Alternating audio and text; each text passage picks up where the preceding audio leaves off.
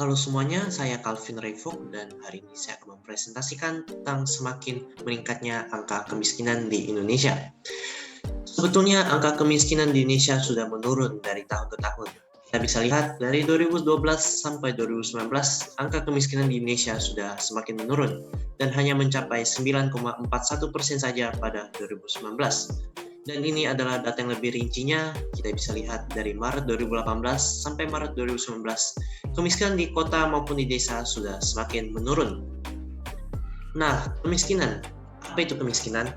Kemiskinan merupakan suatu kondisi bukan hanya hidup dalam kekurangan uang dan tingkat pendapatan rendah, tetapi juga banyak hal lain seperti tingkat kesehatan, pendidikan rendah, perlakuan tidak adil dalam hukum dan terhadap ancaman tindakan kriminal, serta ketidakberdayaannya dalam menentukan jalan hidupnya sendiri.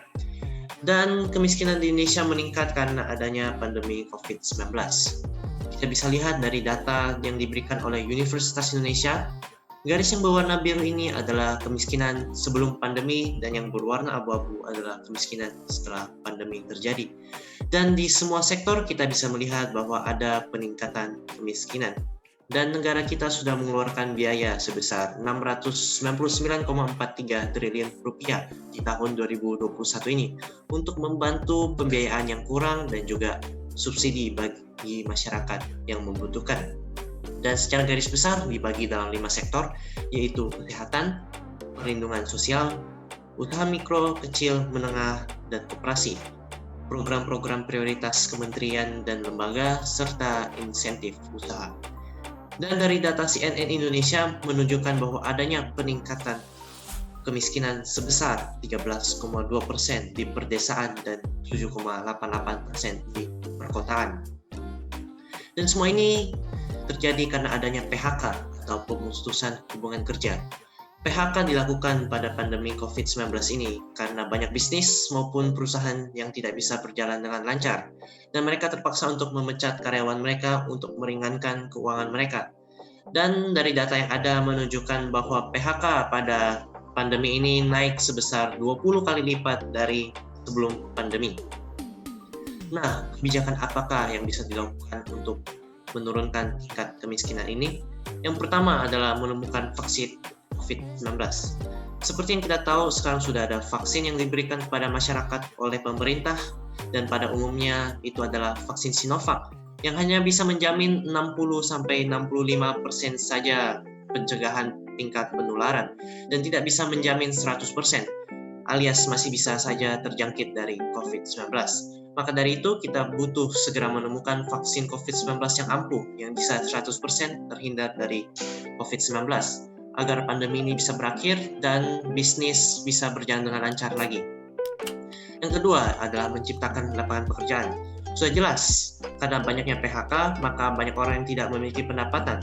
Maka mereka butuh pekerjaan untuk mendapatkan pendapatan dan membiayai hidup mereka. Maka dari itu, lapangan pekerjaan sangat penting pada masa pandemi ini.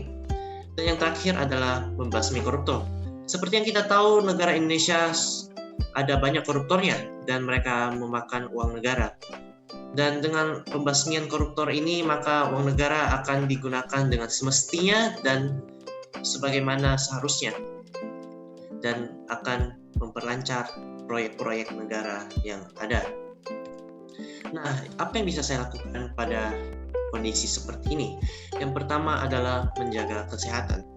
Untuk memutuskan rantai penularan COVID-19 sudah sangat penting untuk menjaga kesehatan kita. Dengan cara tetap di rumah saja, rajin mencuci tangan, dan menggunakan masker saat berpergian. Nah, dengan begitu kita bisa memutuskan rantai penyebaran COVID-19 dan pandemi bisa cepat berakhir. Yang kedua adalah membuka online shop. Teknologi saat ini sudah semakin canggih dan maju, dan kita hanya bisa di rumah saja saat ini. Sehingga kita bisa membuka online shop agar kita juga bisa mendapatkan pendapatan dari rumah saja. Dan yang ketiga adalah berdoa. Sudah sangat jelas kita butuh berdoa agar Tuhan memberikan kita kesehatan yang cukup dan kesabaran untuk menghadapi pandemi ini. Dan juga kita berdoa agar pandemi ini bisa segera berakhir dan perekonomian negara bisa kembali lancar. Nah, itulah yang bisa saya presentasikan dari kemiskinan kali ini dan terima kasih sudah mendengarkan. Tuhan Yesus memberkati.